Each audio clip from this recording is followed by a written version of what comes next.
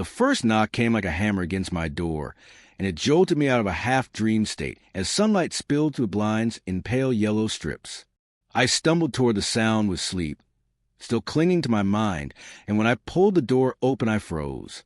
Two officers stood on my porch with stern faces while the woman behind them smiled, as though she'd been waiting all morning for this moment. Her yoga mat rested against her hip like a weapon, and her bleached blonde hair framed a face locked in self-righteous triumph. I cleared my throat and tried to speak, but the taller officer raised a hand. "Sir, we received a complaint about a disturbance at this residence." A disturbance. At 7 in the morning. My mind shook itself awake. I looked at the woman behind them, who lifted her chin in what she must have believed was dignity.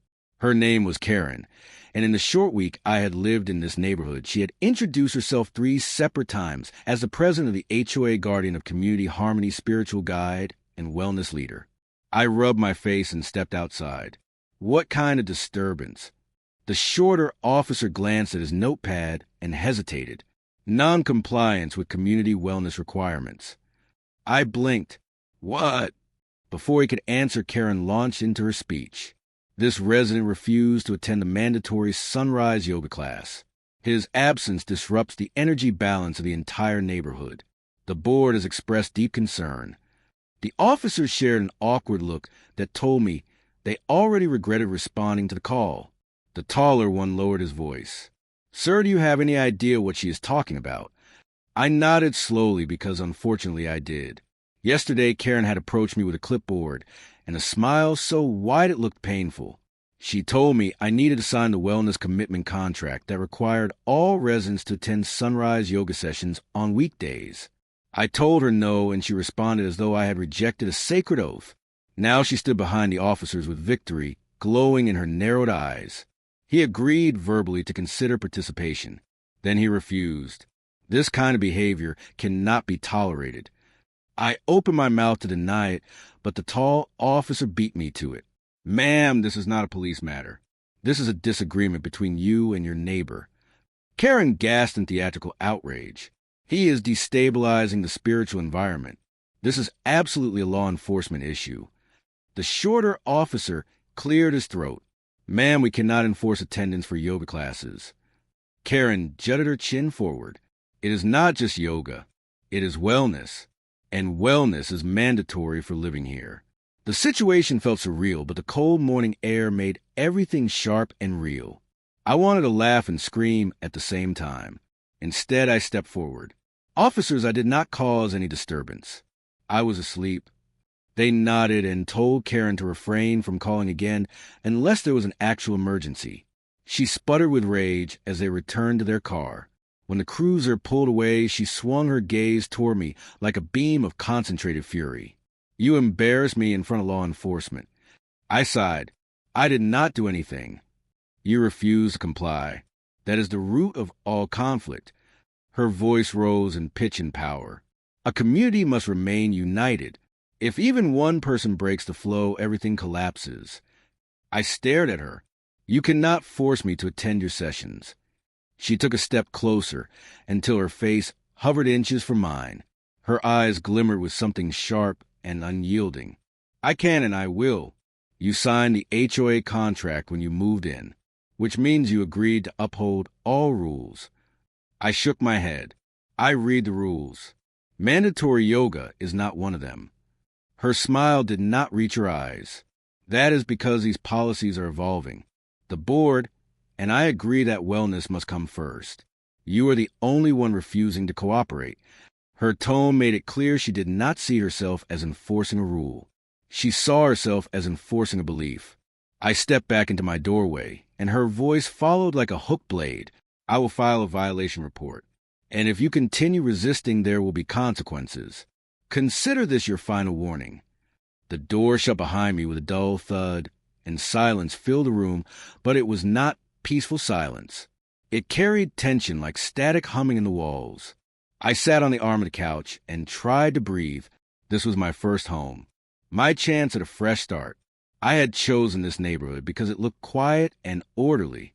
I had no idea the order came from a woman who ruled with spiritual tyranny. My phone buzzed. A new email from the HOA. Subject line: Wellness Violation Level 1. The message accused me of disrupting community cohesion by refusing to attend sunrise yoga. A $50 fine due within 48 hours. I stared at the screen in disbelief until frustration rose in my chest like heat. There was a knock, a softer one this time. I opened the door with caution. It was my neighbor, a man in his 40s named Daniel. He leaned in and whispered, "You crossed her. That is dangerous." I frowned. She cannot actually enforce any of this. He shook his head slowly. She can ruin your life. She has done it before.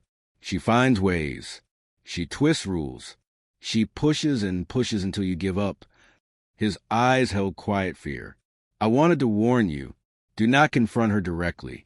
It never goes well. He walked away before I could ask more. I watched him go, then close the door and let the weight of everything settle in my chest. Kerren had already shown she was willing to weaponize the HOA and even call the police. She was not acting out of annoyance. She believed I was a threat to her authority. I stood in the quiet of my living room and felt something shift inside me.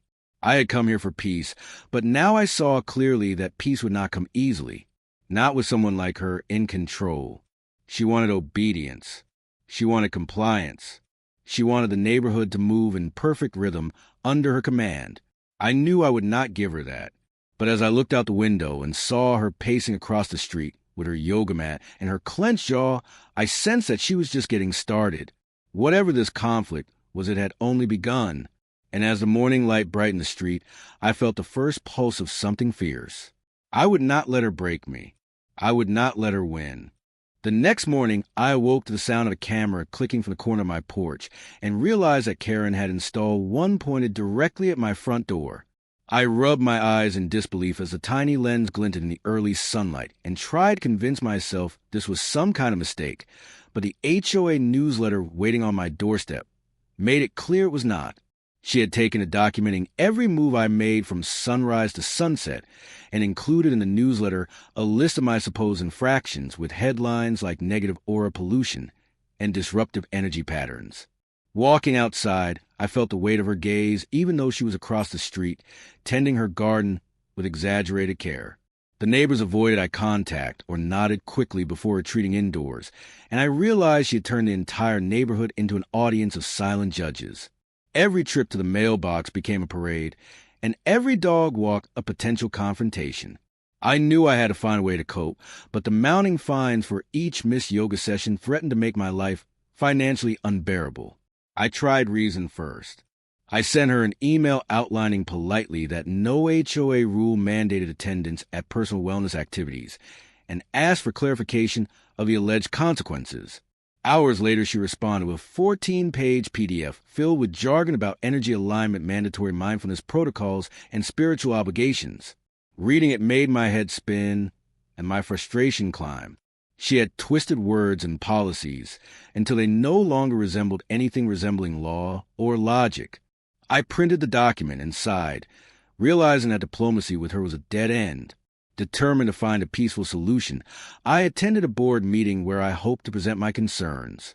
The room smelled of disinfectant and cheap coffee, and the faces of the board members were tight with nervous smiles. When I spoke, they nodded politely and then glanced at each other before admitting quietly that they supported Kerren and feared her wrath.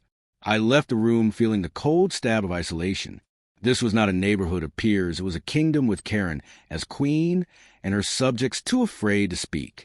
Days later, her harassment escalated. She filed a noise complaint because my garbage truck arrived too early. She accused me of negative aura pollution when I mowed my lawn at the wrong time of day. She brought yoga mats to my porch and demanded I join her sunrise session while blocking my driveway with exaggerated theatrics. I felt trapped in my own home and the tension gnawed at the edges of my patience. The final straw came when she posted my name on the HOA Facebook page, labeling me a community disruptor. Comments appeared instantly from neighbors. I barely knew some mocking me, some praising her diligence, and I felt my stomach churn with a mix of humiliation and fury. I sank into the couch and stared at the ceiling, wondering how a neighborhood I had once admired could become a stage for public shaming. The sense of injustice fueled a new resolve inside me. I began to document everything. Each email, each fine, each trespass became a record of her escalating obsession. I photographed the camera on my porch and the yoga mats left at my doorstep. I saved screenshots of her posts and comments and recorded her voice when she appeared at my door spouting demands and threats. Every interaction was evidence, and I began to feel the power of accumulating proof. A few neighbors quietly approached me, sharing whispered grievances about her rules, her demands, and her relentless fines. They spoke of small humiliations and subtle threats that had left them fearful and silent. I realized I was not alone, and that together we could create a record strong enough to challenge her. The thought filled me with cautious optimism and a sense of strategy one had not felt before. I decided to exploit her vanity and her obsession with control. I created a fake Facebook group devoted entirely to her wellness philosophies, praising her leadership, and posting absurdly over-enthusiastic content. Within hours she had joined, proud to see the support for her vision. Through the group, I gained access to her unfiltered messages where she bragged about her power, plotted new rules, and ridiculed dissenters. I learned about her weaknesses, her pride, her arrogance, her desire for attention and admiration. Every post, every comment became a piece of the puzzle. I realized that the key to ending her reign would not be confrontation, but leverage. If I could collect enough evidence of her misdeeds and display them publicly, she could not hide behind the aura of authority she had built. The plan formed slowly in my mind, a careful construction that would need timing, precision, and patience. I felt the familiar tension in my chest replaced by a surge of anticipation. That evening I gathered my notes and evidence and spread them out across the dining table. Photographs, emails, screenshots, and recordings formed a mosaic of her obsession and misconduct. I reviewed each piece and felt a growing sense of certainty. The chaos she had created could be turned against her. The imbalance she had tried to impose on the neighborhood would become her own undoing. I looked out the window and saw Kerren pacing across her yard with her yoga mat bouncing in her arms. She did not notice me or the quiet army of neighbors I had aligned with in secret. She believed she was untouchable and that every action she took was righteous. That overconfidence was her flaw, and was a thread I would pull to unravel her empire of intimidation. For the first time in weeks, I slept without waking at the sound of her footsteps outside. I dreamed of strategy, of clever maneuvers, and of a day when the neighborhood would breathe freely without fear. I knew the next steps had to be precise. One mistake could give her another opportunity to assert control. But if executed correctly, she would be exposed in a way she could not control, a public reckoning for every injustice she had inflicted. As the sun dipped below the horizon, I whispered to myself, "Tomorrow we begin the real work." The tension of weeks of harassment still clung to my nerves, but it was tempered by purpose. Kerren had made a crucial error in underestimating me. Her obsession, her arrogance, her need to dominate would all become the instruments of her downfall. I felt a surge of determination and a spark of satisfaction that the balance of power was finally shifting. With a final glance at the camera she had installed and the yoga mat she had abandoned mid-yell, I allowed myself a small smile. The war was not yet over, but the first moves had been set and the path to justice was becoming clear. Whatever plan she had for intimidation, I would be ready. I would not allow fear or manipulation to dictate my life. The next chapter was coming, and I would ensure it was written on my terms. The morning arrived crisp and clear, and I stood at my front door, feeling the weight of weeks of preparation settle over me. Every email, every recording, every photograph had been organized into a folder that represented more than evidence. It represented strategy, patience, and resolve. I knew Kerren would not see it coming because she had spent months assuming she was untouchable, and every move she had made had been predicated on the belief that no one dared challenge her authority. Today that would change. I began by sending compiled files to the HOA Regulatory Board, the local news station, and every homeowner in the neighborhood. My hands trembled slightly as I hit send, but the thrill of control coursed through me. Within minutes, the first responses began to trickle in. Shock, disbelief, and whispered affirmations of relief filled my inbox. The neighborhood that had cowered behind closed doors suddenly had proof that their fear was not unfounded, and that someone had finally taken a stand. Kerren did not respond immediately, which in hindsight was a mistake. She spent the early hours preparing what she must have thought was a triumphant response. By mid-morning, she appeared at my doorstep like a storm, her yoga mat clutched in one hand and a stack of printed newsletters in the other. Her face was flushed and eyes wide with unrestrained fury. She demanded I delete everything and retract every accusation, and when I refused, she began shouting about spiritual betrayal and the destabilization of the neighborhood energy. I remained calm and let her rage crash against the walls of my home like waves against rocks. Every shout, every dramatic gesture became evidence itself a portrait of the obsession and arrogance that had driven her actions. Neighbors peeked from behind curtains and through windows, and I noticed phones discreetly raise or record. Her power had evaporated the moment her behavior became visible to all. By noon, the HOA Regulatory Board arrived for an emergency inspection. They moved with authority and purpose, and I watched as their team spoke with neighbors who described in detail years of harassment, intimidation, and petty tyranny. I provided them the full archive of her communications and photographs and recordings, and the inspectors nodded as they realized the breadth of misconduct. Kerren tried to interrupt and assert control, but the board would not be swayed by her theatrics. In a final desperate attempt, she summoned the neighborhood to an emergency yoga session, declaring it necessary to realign the community energy and demonstrate obedience. No one came. The empty street became a stage for her unraveling as she flailed and shouted into a void. I felt a surge of satisfaction and relief knowing that her influence had crumbled not through confrontation, but through exposure and strategy. The board convened in front of the neighborhood and announced their findings. Kerren was removed as HOA president effective immediately. She faced civil fines for misuse of funds and illegal surveillance and was ordered to dismantle the camera system within 24 hours. The officers who had once been summoned to enforce her imagined rules now looked on with bemusement as a woman who had terrorized the community became a spectacle of her own making. Kerren did not accept the verdict quietly. She raged and flailed and shouted accusations of bias and spiritual sabotage, but the evidence was overwhelming. Every photo, every recording, every word of her boasting and threats left her with no room for defense. The neighbors recorded every moment, and within hours the footage had gone viral online. Her tantrum captured in vivid detail under the headline HOA Yoga Kerren loses her mind after being exposed. I watched from my porch as she stormed back and forth across the street, mat in hand, her face red with humiliation and disbelief. There was no dignity left, only the raw consequences of unchecked pride and obsession.